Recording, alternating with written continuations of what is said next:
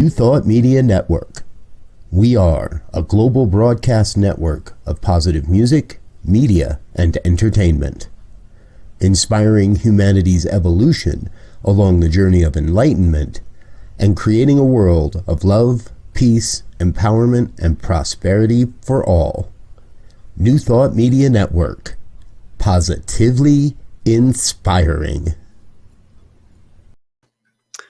And hello again, dear ones. Rev BRZ with you over here. Rev Z over here. And this is New Thought Today, an opportunity to share in the New Thought philosophy. I will say it looks like we're having a little bit of technical difficulties with some of our Facebook destinations today. So if you're watching on one of those destinations, you're not seeing us right now. So if you are able to see us on Facebook right now, do us a favor, hit the share button and send this out to your network. Let the other folks around the area know that you're watching us here, and we'll try and do a little bit of the same as well. Yes. Living in life of technology. All right. So welcome. New Thought Today. We've been having a running conversation here on Tuesday afternoons around the historical aspect of New Thought as well as the future of New Thought. And throughout that, we went through, we've looked at the science of mind, what we believe. We've looked at the global heart vision, and we encourage you, please take a look at that. You can go and watch those archives either on Facebook or YouTube and look at those older discussions. But really, Z and I have been talking, and what we want to do here with this program is start to take a little bit of a different, set a different trajectory, let's call it. I don't know why I just thought of the Gamma Quadrant or something like that. I like it. Right? So boldly going where no ministers have gone before. Let's say that.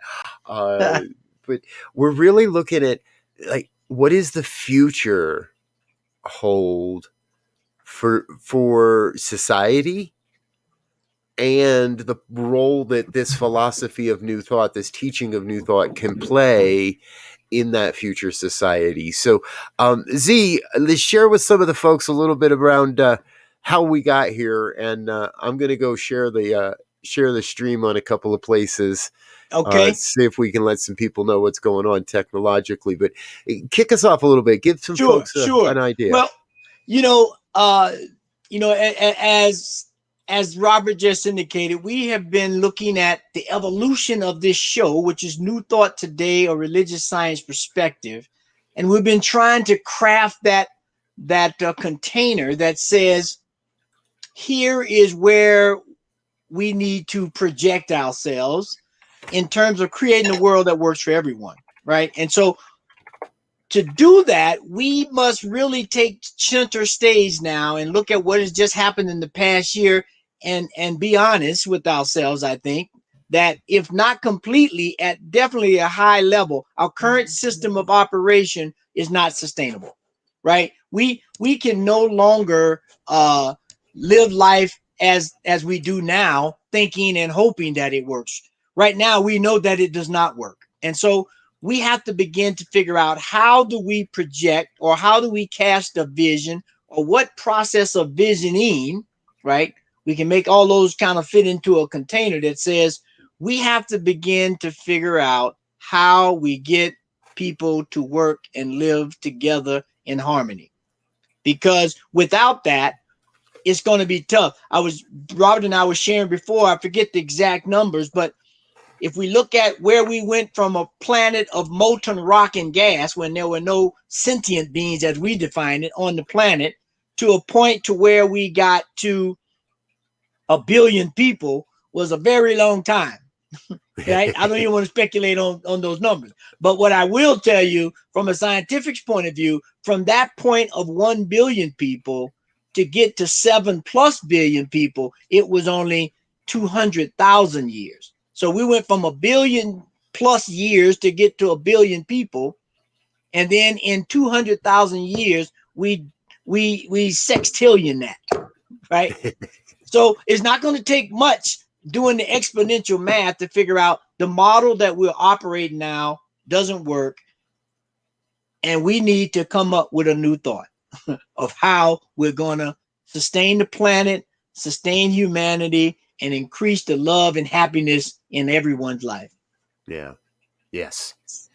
So, folks, so you're going to be hearing a lot from us about a guy named Sharif Abdullah. Where'd my book go? There it is. Sharif wrote this great book. And I've studied this over time now, and Z is deep into this, into what Sharif is talking about.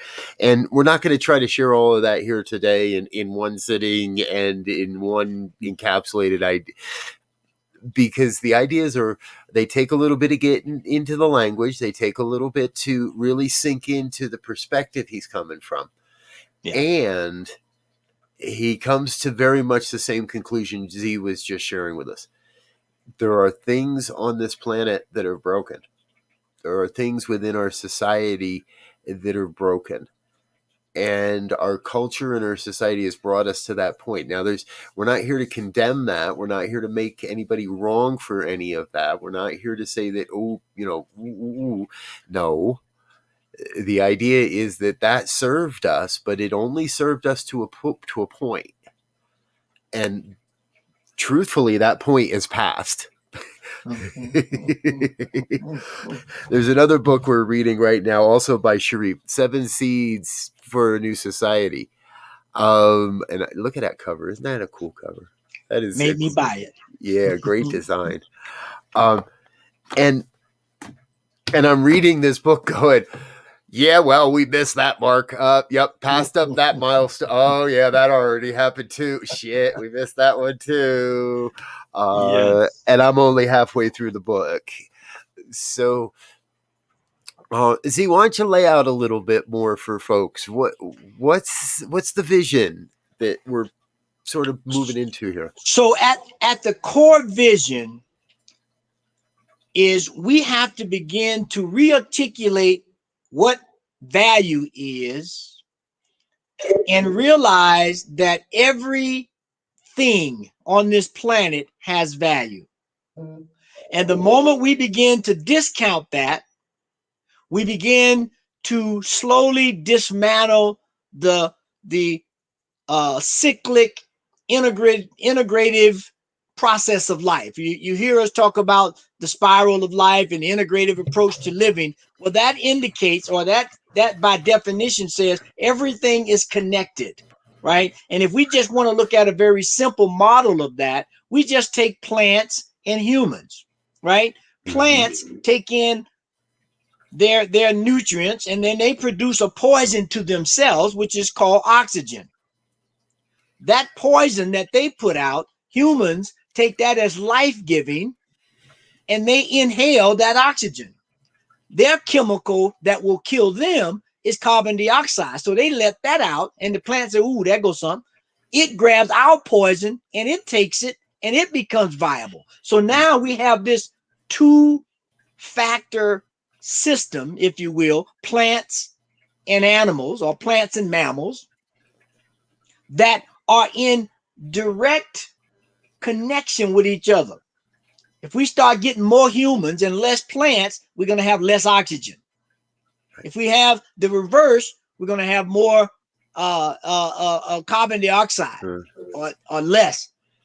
But the fact of the matter is, when you start pulling those things out of balance, something has to give, right? There has to be this interchange of balance. That's with 2 pieces in the system. You start adding a third and a fourth, and millions of different segments in that system. We got a problem if we can't sustain an integral approach to doing that. So that's at the value. That's at the heart of the approach. I think is that everything is valued. Everything works together. We need to articulate a new thought, if you will, of how we recognize that, honor that, sustain that, and give it a platform to grow. Yeah. Yes. You strike me on the word values, right? Every one of us out there, we have different value sets. We've come to our values in different ways. And in many ways, it takes real courage to stay committed to our values. And in some ways, we can become a little too attached to some of what we think are our values as well. So here's the fun, right? Here's where we get to figure out, okay, well, wait a minute. I used to have, I've always said I valued this. Yeah. But I've now being shown that my actions don't prove that out. Or Yes. I've always valued something and everyone around me is in a mode of saying, no, that's not worth your time. And that's not a valuable thing. That's hurting people. That's doing harm. We can flip-flop back and we can change. I don't want to say flip-flop. Yeah. Our values will change over time, and there will some that no matter what are going to remain. And we have to stay committed to those no matter what it is. And you know what that says is that individually and in small group collectives, we will all begin to have different values because the environments are different. What I value in a rainforest will be different from what I value in a desert, right? Mm-hmm. However, we have to begin to articulate a shared value set that supersedes all of our individual values given a certain circumstance or environment. And like, just for an example, I mean, I can think of two shared ones that nobody will disagree on. I guarantee you. Life is prime. That is a shared value that everybody shares, that life is prime, and we want to make a abode, if you will, that will allow life to be abundant, right? Yes. I don't think anybody would disagree with that. Now, I might get some disagreement on this one, but I don't think it'll be that much. Right now, in this moment, the only home we got is planet Earth. Yes. We might get to Mars. We might get to some other solar system. But right now, Earth is our spaceship. And we are not taking very good care of this spaceship. And we need to look at what that means and how we better facilitate the maintenance of this spaceship called Earth, or we will be like any other asteroid, if you will, out in cold space with no heat, no water, just zooming through. Just, in peril. Floating in the void. Yes. And so go ahead. I didn't read the article because I didn't take the time. Yeah, it's in my stack, and it was something to the effect of, we're not even going to live long enough to colonize Mars at this point. At the rate we're going. And this was somebody's theory and some stuff. And I haven't checked all this out, folks. So this could be total bunk. But the headline was that we won't survive long enough to colonize Mars. Even though right now Mars is, as far as we know, 100% inhabited by aliens from Earth. Yeah. That's kind of crazy. Yeah. We've had all these this culture for years saying we were the ones that were going to be invaded, but in reality, we are the ones invading. I took us off topic. Excuse me. And that, the interesting part about this to me, and especially bringing it to center New Thought Today, a religious science perspective, right? You've heard me say it, and if you're familiar with the Religious Science of Mind textbook, the first sentence says, I look forward to when Ernest says when religion and science, but I think it's more fitting to say when spirituality and science, because even within our religions, no matter how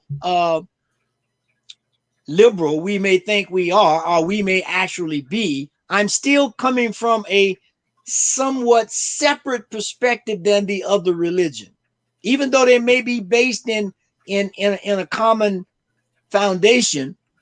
There are slight differences, and given the competitive environment we live in now, we start to, even if we're consciously not trying to do it, just because of the culture, we fall back into this competition thing a little bit, I think. Right. And not that competition is not good or bad. it just has to be, I think, rearticulated to look at it in a different way, a new thought about it. And that's what it's going to require. We're going to have to look at these old ways of thinking and verbalizing and labeling things. And the thing to remember, the label is not the thing. That's the big thing to remember. Yep. And then articulate two prime objectives. Life is prime, and the planet we're on, if we don't take care of it, we got all the signs right now, it will be dead. Yes. You're hitting on a topic that I think is also very, very important, and we've been talking about and chatting and bantering back and forth, and this idea of competition, and the idea that we can move beyond and live in a world free of competition. Now, this may be splitting hairs and redefining stuff, because we know there is the healthy aspects of competition, driving innovation, driving people to think creatively, and there is the unhealthy aspects of competition that drive us to all kinds of crazy stuff. And I'm not just talking football here, folks. Yeah. So no matter. So we've got to kind of move that, and it's the competition that is born out of the not enoughness. Yes. The competition that is born out of the belief that this is a limited resource, that money is limited, that there's only so much good in the world, or whatever it is that's necessary that we want: food, shelter, clothing, relationship, that we can't have everything we desire. And I don't believe any of that. We have to move into that consciousness that says there's more than enough for everybody. I'm going to do better when I cooperate and collaborate with you than when I put myself in opposition to you, put myself in competition to you. Right. How do we as a community really focus in on, we're all doing the work of raising everyone up? Yes. And you bring to mind, there's another conversation we had before we started, and another thing that got me all hyped. Some of you may be familiar with the streaming program or streaming thing called Gaia, Gaia, which just so happens to mean Earth. They have a program that I watched the other day called Transcendence, from domestication to transformation. If you get an opportunity, check it out. But in line with this whole idea of competition, there's one gentleman on there, he's speaking, and it gets into this arena, and he says, right now we have this whole thing where part of people's esteem is, they spell better than somebody, or they know a math formula better than somebody, or they know grammar better than somebody. And he makes the statement that, yeah, that's a great thing. And then he takes a phone and holds up a phone, and he says, the co-founder of Google predicts that by the year 2029, we will have our own personal AI device. With that person, and that's 8 years away, ladies and gentlemen. We're not talking about a long time away. And we already know when they start making these kind of claims in that kind of a time frame, they've already done it, right? They're just not ready for mass release, right? And he's saying, who is going to care whether I know what I comes before E except after Y? And I'm going to ask my AI if I can't remember. That is a trivial pursuit compared to the problems and things that we need to be addressing, as opposed to correct my spelling or to correct now. Don't get me wrong. Those are valuable things, because when you do that, it expands your neural network, right? But I'm not going to hold that against you if you say tomato and I say tomato, and I'm not, this is the kind of unconscionable thing that we get caught on in terms of this competition to show value and self-esteem. Let's figure out how to stop global warming, if you want to go down that track. How to stop people being short of food, no housing, not enough medical, not enough variety in the educational system to accommodate the different styles of learning. We know there's kinesthetic, tactile, visual, and audio. We know about those four. Who knows what kind of combinations they make? We don't have systems to address all of that, but with a new thought, we can. Yeah. Who? Yeah, brother. As you can tell, I'm fired up. Yeah. I'm fired up. And I think that's we need to be fired up. We need everybody to be fired up. We need as many people as possible to be fired up about doing this differently. And that's wherever your heart is called. If your heart's called to organization, then be part of the change in organization. If you're in the healthcare industry, then be part of the change in the healthcare industry. If you're in the education industry, be part of the change in the education industry. In education, we're built. I have this song in the back of my head, right? We're building a new world now. Yes. But that's really what's happening. Yeah. And it's not like we're doing. It really does feel like we could opt out of it. We could opt out. We've been given this wild, weird, crazy opportunity called a pandemic, called a global shutdown. We've been given this amazingly unique time in history to make the changes, to step in and say no more of the old. Let's make the changes now while there's space. And we could opt out of that. And we could opt out, and things are going to revert and are going to slowly revert more towards the old normal that we used to have and that we know didn't work. But if we go to apathy, then we're going to atrophy back to that. And see, when you saying that makes me think of the whole idea and term, right? Because we're on this one planet, and it's only the one we got right now, we all have, we are all living one global destiny. Ooh. There's no way to opt out of where this planet is going unless you check off it. Right? Write that down, folks. One global destiny. And so we have to really begin to be smart about this thing. And the Iroquois nation has this whole thing of the 7 generation process that they speak of, where they look at when they make decisions or when they set plans, they try to incorporate what will this be 7 generations from now. They know, because when they plant that seed now, it may take 7 generations before it's fully realized. And so if I put something in motion that's going to be detrimental because it's coming from a place of selfishness, let's say, or, object competition or object capitalists, then 7 generations from now, that thing is going to materialize and mature, and it may be something that can't be stopped. Right. Yeah.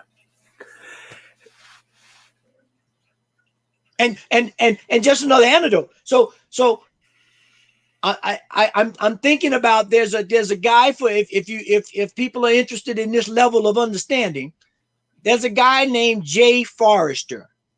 Jay Forrester was a PhD at I think Harvard and MIT, and he developed the whole concept of a heat sink tracking missile. That once that thing gets a lock on you, we've seen, all these aces and all these movies with the airplanes. Once that rocket gets a lock, you got to do all kind of maneuvers to get it off your tail, or you're going to have a surprise, right? So that same kind of system dynamics, that same kind of system theory has to be put together for us now, because some of the things that come out of that is some of the answers to the solutions are counterintuitive to the way we currently think. Right. And if we keep thinking the same way, you keep doing the same thing the same way, you're going to get the same outcome. Mm-hmm. And that is the definition of insanity. I didn't want to say that. And hey, our dear friend Terry Paul Choi, she makes a good point here too, right? The universe doesn't require us to make a certain amount of money to be successful, to be happy. We made that up. Alignment with the universe happens when we do truly, and when we do what we truly love. This is living abundantly, and that's a quote from Judith Fromm. Thank you, Terry, for bringing that into the room, right? So Yeah. it is about that. We have been taught for so long that success is tied to certain numbers, certain dollar amounts, certain things you have to have, and 2.3 kids and a boat and a picket fence and and a subscription and 25 subscriptions to 25 streaming services that you never watch. Yes. A new thought, I believe, brings we've sort of made technology this thing that sort of sits separate to our lives. Now, ultimately, I don't think there's any question that we want to use technology to benefit our lives. And so we've got to find those ways that say, how do I incorporate technology and technological aspects and advances and access without letting it become on my life? Yeah. And balance that. And so it's finding the harmony. Yep. So I might be plugged in 8, 10, 12 hours a day, but there is that, but this hour is sacred and I leave my phone at home when I go for a dog walk, or we purposefully take our time and say, I'm checking out, I'm turning all that stuff off. And I'm going to go read a book. Yes. You guys remember what it's like to read a book? And you bring this point up, right? That I heard this story where it talks about they say over the past 300,000 years up to this point, right, 290,000 years of that 300,000 years, our society, our planet, this globe has lived from a hunter-gatherer perspective.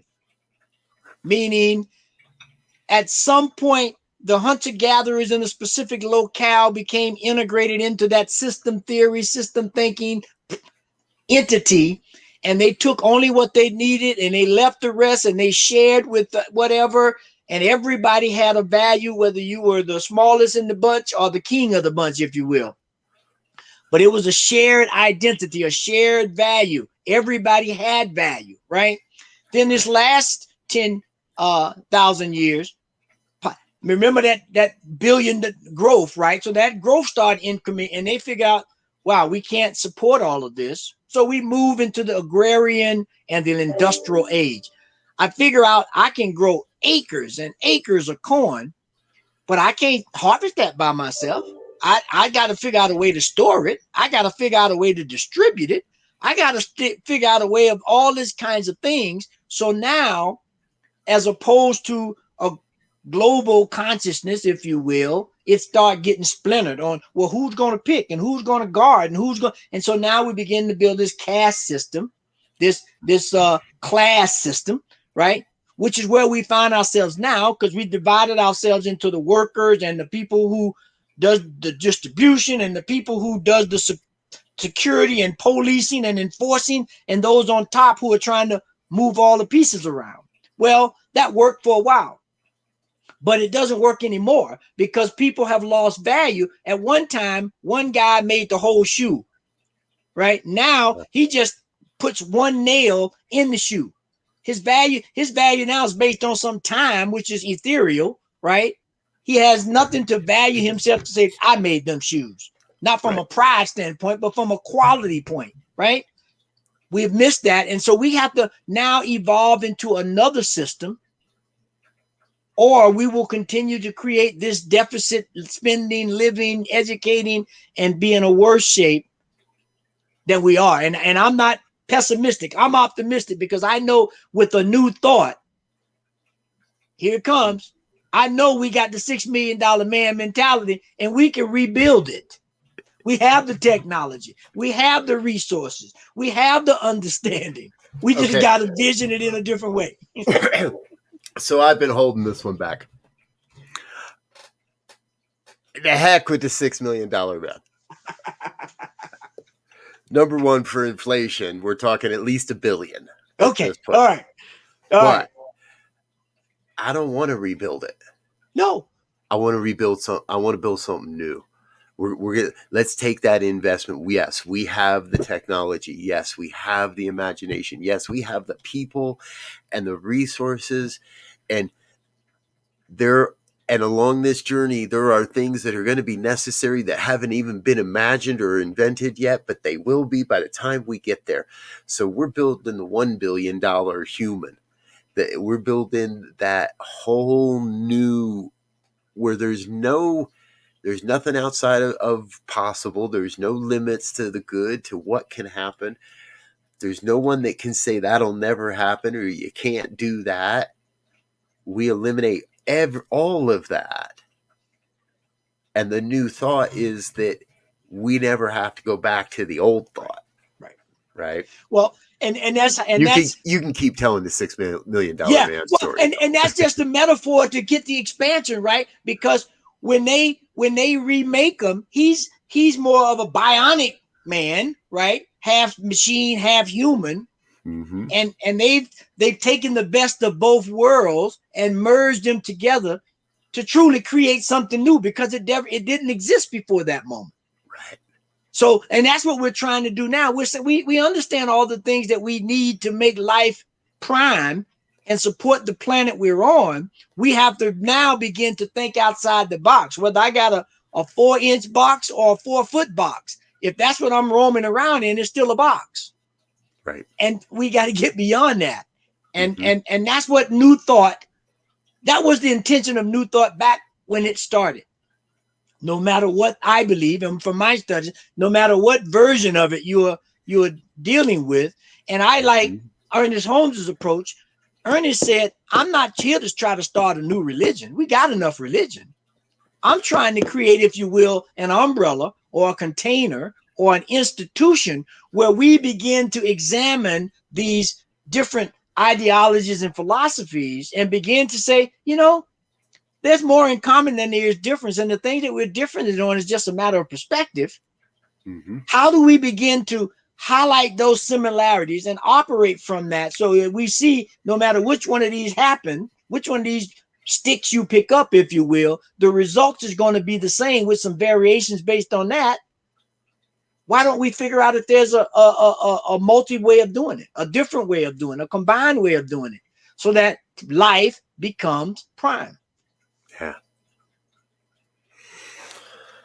Oh, the horizon. As soon as we start opening these conversations, you guys know me. I'm that visionary one. I'm going to, this and here and over here. And when that happens, and when we get this piece and that's another analogy that I want to share. And I think you shared that last week on this show or one of our earlier shows, and Sharif uses it as well to great effect. And that's the analogy of the puzzle. Yes. We each have our own shapes and our own sizes. We may not fully comprehend how well we fit and how our unique shape and size is absolutely vital to the bigger picture. And inherently, even though we may not see it, inherently we know that we're part of a much, much, much, much bigger picture. Yep. And so as each one of us sets the intention to actually work, to coalesce, to be together, to work together, to build community, build society, to build this massive vision, you transform from the piece to the puzzle maker. And we move from feeling like we're just being pushed around into certain experiences to being able to see the place that, here's the bigger thing going on. And I'm being pushed, I'm being directed to that place that is absolutely perfect, where you bring your uniqueness to the whole. Yep. It's a big part of what we're doing here. you know, and you know, it's been proven that if we take anything, it doesn't matter. If we drill down on it, if we think we're at a point where we understand and this is all there is to understand, they did that with the atom, right? At some point in science, they said the atom is the smallest particle matter that we have, and let's understand that, and we're going to understand everything, until somebody said, well, let me take another look. And they came up with quarks and bosons and all these other things that went down the rabbit hole of quantum physics, right? Yep. One of my mentors, if you will, Alan Watts, says, as long as we have a sharp enough knife, we will continue to find smaller and smaller worlds. If we can cut this in half, cut that in half, cut as long as we got a knife small enough, and that knife could be a microscope, or it could be or it could be the other way, a big radar telescope that takes us way out into space. As long as we have these tools to keep examining this thing called life, we will begin to find more and more that is greater than we think it is. So let's just surrender to it. Let's open our hearts, our minds, our souls to it, get connected with a shared vision, and allow the energy of the universe to flow through us. Yeah. Yes. Allow the shared energy, the energy of a shared vision. Be open to how that shared vision is emerging and revealing itself, right? And we talk about that shared vision. CSL calls it a world that works for everyone. Our brother Sharif calls it a world that works for all. Whatever name, whatever language, whatever words you're going to put to it. Well, we keep coming back to Z's points, to life is prime, and we've got this one world to live on. So how do you want to be a beneficial presence on this planet? What's that thing calling you within to say, hey, this is where I can give. This is where I can show up. This is the place. This is the place where my great talents meet the world's great need. Yeah. And here's the thing. You just made me think about something. So like right now in Colorado, yesterday, today, it's high 60s, almost 70s, right? So spring fever is in the air. And thinking about this global model, I'm looking in my closet and I'm like, that spring clean thing. I'm like, I've been home for a year. I got all this crap in my closet. I don't think I've worn 1/8 of the crap I got in my closet. And I shouldn't call it crap, because for somebody else, it's valuable stuff. It's great stuff. But for me at this point, I'm learning that I don't need, not that I have suits anymore, but when I was in the corporate business suit wearing world, I had like 4, 5 suits, 6 suits. Yeah. Why? So to begin to think about that and to think about what we really need to sustain ourselves. And that's not to say you don't occasionally, get some luxury or expand or splurge, but it's within reason. And then the flip side of that is right now it's in the high 60s, maybe in some places 70s in Colorado. Come Thursday night through Saturday, they're saying some of us may get 2 feet of snow. Yep. Right? Now, making that point to say, we can understand from that how quickly this destiny of planet Earth can change. Just that quick. Yeah. We can go from 70 weather to 2 feet of snow in 2-3 days. And if we're not prepared, if we don't have the mindset, the insight, the faith, the ingenuity of a collective group to move beyond that 2 feet of snow, that could be problematic. Yeah. And what we're looking to do now is figure out how, no matter what the circumstances, we know we have everything that we need to do. How do we begin to work together in that puzzle piece, as Robert said, knowing that my little one puzzle piece over in the small right-hand corner that seems insignificant, that's the piece to figure out how to get rid of 2 feet of snow. when I was a kid, I lived in New Jersey. Now, I don't know if it still snows in New Jersey, but what I do understand is it doesn't snow anything like when I was a kid. And when it snowed, everyone in the block on the neighborhood, and we were country area, but there were clusters of houses. We would all come together, everybody, anybody that was able would be outside with a shovel digging each other out. And you had to dig each and you dug a space, you pushed one car out, everybody would push one guy out of the driveway, and he'd get out to the main road and he'd park his car, he'd come back, and we'd all dig the next guy, and until every single car in that neighborhood was out, was free, and could get, and all the men could go to work. It was still a pretty white bread, sexist New Jersey country town. So all the men would go off to work, all the kids would go play hockey, all the women would go start cooking food for dinner. My point in all of that, not to expose the sexism in my family, but the point We in all all, got it. yeah, we've been through a great storm. And those that weren't prepared for the storm, emotionally, spiritually, mentally, physically, aren't with us anymore. They didn't make it. We lost a lot of people in the past year across this country, across the planet. And I mourn every one of those losses, because every one of those people represents a potentiality that we now have to go forward without. It represents a skill or a gift or a talent that now we have to build this new world without them, without that gift and skill. And it means that who we are and what we bring to this reformation of life is more valuable, is more important, is more necessary than ever before. And no one, I believe at this point, no one's allowed to sit on the sidelines. We are facing the greatest opportunity in humanity's history that I see to truly do what we're talking about. Create a world that works for everyone, where there is no homelessness, where borders are irrelevant, where everybody's got enough food, where there's shelter for all, where everybody knows they're empowered, where we don't have to argue about white makes right and why this person got shot and why, and we won't even have to have conversations about gun laws because there won't be need for guns. I can get a little passionate sometimes too.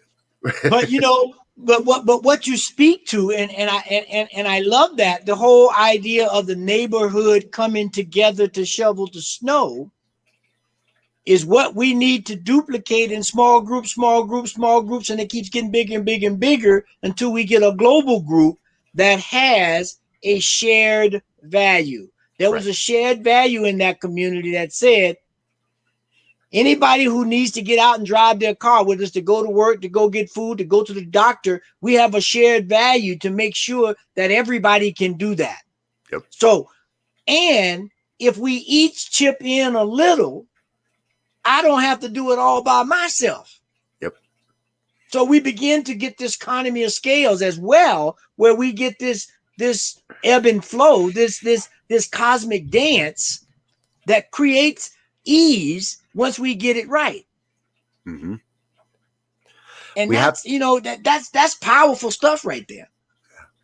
I think the biggest thing is to wake up to the oneness, wake up to the fact that we truly are all one. And I was having a conversation earlier with someone who has, who is an independent religious science or New Thought minister, and was sharing some of the horrible things that were said or perceived because they weren't part of a specific organization. They were part of, they were moving in a little bit more of a different circle, in a different trajectory, and how that has absolutely nothing to do with that person. It's all about the consciousness of the one coming at, accusing them of not being spiritual enough, or not being enough of this, or not being enough of that.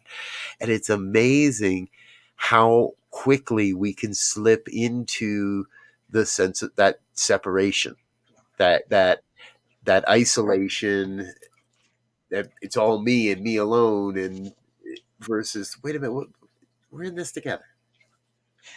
That, you remind me of this book, this little piece of a book called The Life of Trees, and I forget the author. And folks, you're going to hear us mentioning a lot of books, because like Robert said, we're going to turn the TVs off and turn the phones off, and we're going to begin to read more to get so that we don't have a movie or a picture blast upon our brains an image of what it should look like. We're going to go into that creative space, and we're going to read and be able to create a different vision, not one that someone has given us that we rearticulate, but we're going to come up with a new one.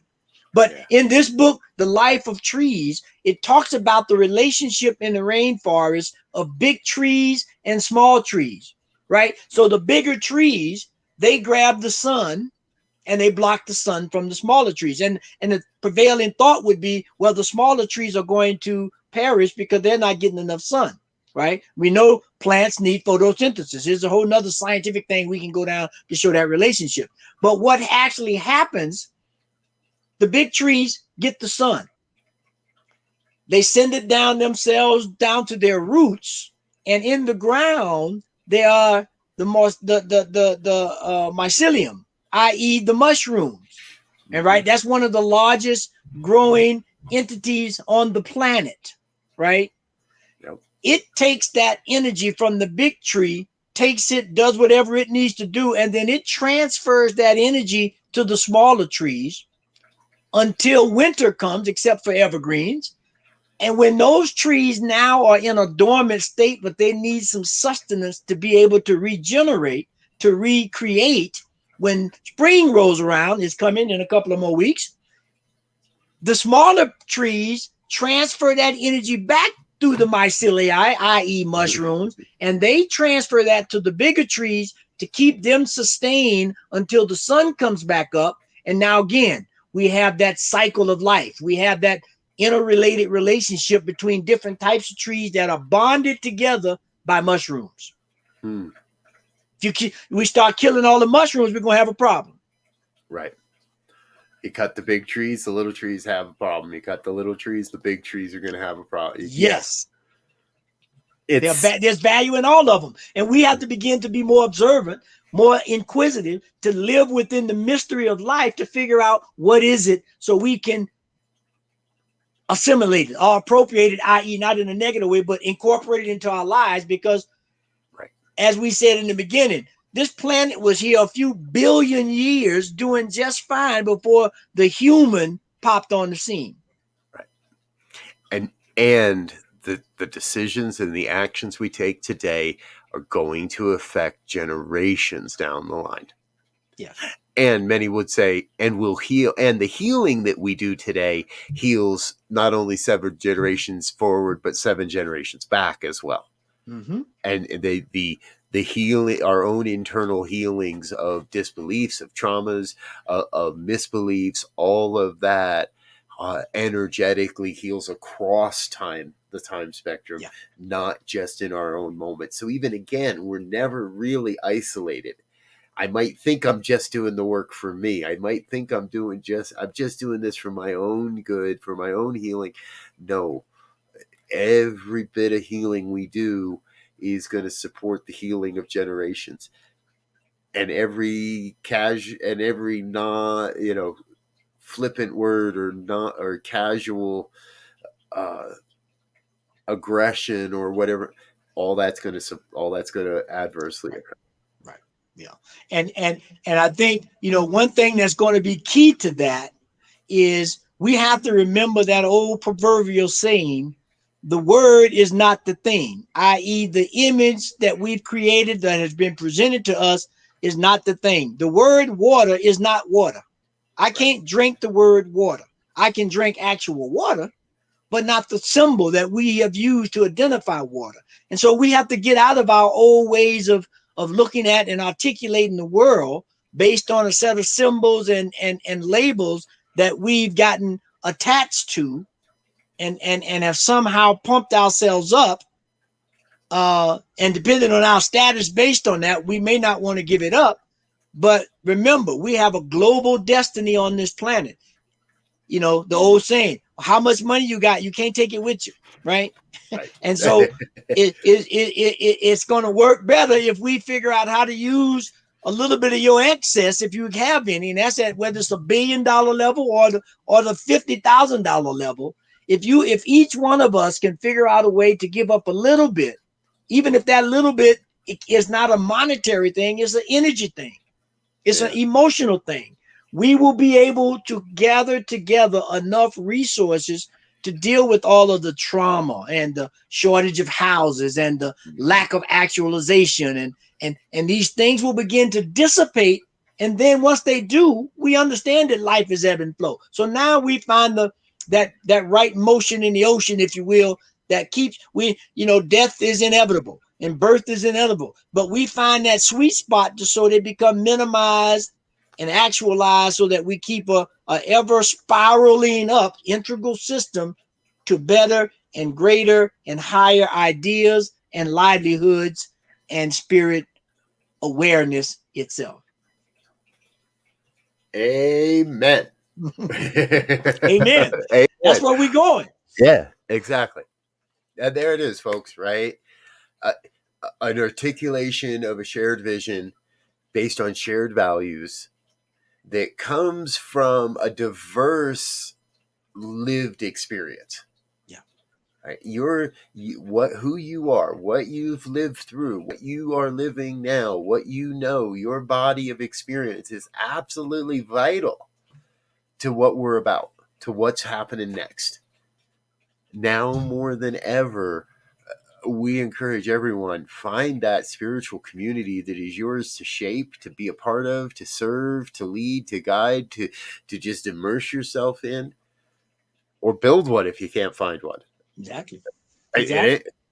Well, I was about to say it's not that hard, but I think, it's not that hard. It's just not easy. It's just not easy. There we go. Thank you. Got me out of that one. I appreciate that. So, and I want to put a challenge out to those that are maybe online now and those who may see us later on the recording. Join us on this journey. If any of this has resonated with you at any level, if it has piqued your curiosity, if it has got you a little bit jumpy in your seat, send us some comments. Bring up some topics that you think would accent what we're trying to do, which is that world that works for all. I like the world that works for all now a little bit. Not that everyone, but everyone in my mind can begin to exclude the animals and the plants and the planet itself. But if we say a world that works for all, that means just that, all. And because we know, we all take vitamins, we all try to eat well to get these minerals out of the dirt in our bodies to keep us alive. Well, and as we're learning, the mycelium is just as necessary for human life. Yes. As the trees and the sun and all of it. Yes. And when you can sit back and look at it, that is the beauty of the mystery. Yeah. And you look at ancient times, there was an ancient understanding. I don't know how they got it. I hope I can get some of it. They understood and knew that mushrooms for making soup and medicines and so forth and so on was vital, without having all the scientific understanding and chemical and biological understanding that we have now. Mm-hmm. There was an integral wisdom. Yes. Okay. And before we get into a whole episode around plant wisdom, we're going to take this today where we are and say thank you, folks. Thank you for being with us. This is New Thought Today. We come to you every Tuesday at 2 p.m. Mountain Time to look at, exactly what the things we're talking about. How do we create? How do we sustain? How do we propagate this New Thought belief in the coming society, in the evolution of human society and culture and community that we're in the midst of? We can't stop it. We can't escape it. We can't deny it. We can stick our head in the ground and pretend we don't know this stuff. But trust me, once you know this stuff, even that doesn't work. you know this stuff. You can't deny it. So join us. Join us every Tuesday. Invite your friends. Invite some people you don't know. But invite some folks to come join us and be a part of the conversation. Thank you for being with us. Z, parting thoughts before we wrap this up. My parting thoughts would be that, I'm sure everyone has noticed that a lot of people are getting vaccine and they got different opinions on the vaccine. But one thing we do know, as a result of those vaccines that people have taken and continuing to take, things are beginning to open back up again. People are they're changing the dynamics of who can meet and who can't meet. And the important thing is not that. I mean, that is important. Let's be clear. But I think the parting words is we're going to come out of this introspective time together and have an opportunity to create something new, something more inclusive, something a little more sustainable. And I would invite each and every one of us to join this new thought movement, however you want to define it, of creating this world that works for everyone, which means we got to think outside the box. Mm-hmm. Amen. I love thinking outside the box. I used to say it gets me in trouble a lot, but now it gets me into all the right places. Yes. All the right conversations simply by thinking outside the box. So thanks again for being with us, folks. We're out of here for now. We'll be back again next week. We got another real quick before we go. One of the great climate and news story. We're going to put that on the list, Terry, and dig into that as well and see us. And that's how it works, folks. If you have an idea, if you have a suggestion, let us know. Drop a comment in the comment box. Send us an email, ministertalk@ntmedia.org. We look at all those things. We're going to take a look at them, and we may just cover that topic in an upcoming episode. So thanks for being with us. Let's give our sponsors a couple minutes to say hello, Z. Yes, sir. Otherwise, we might get in trouble with our sponsors. So we'll be back next week, folks. Please stick around and say hello to it's CSL Denver.